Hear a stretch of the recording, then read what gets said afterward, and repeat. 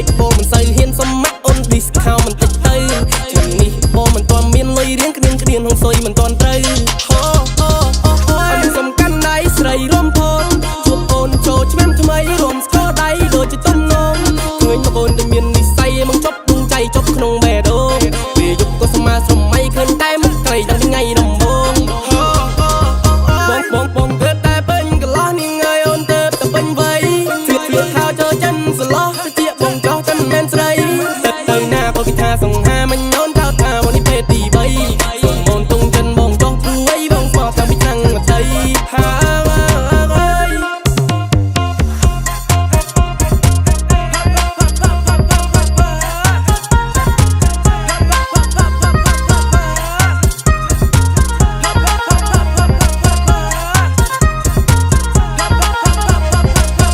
បងកំ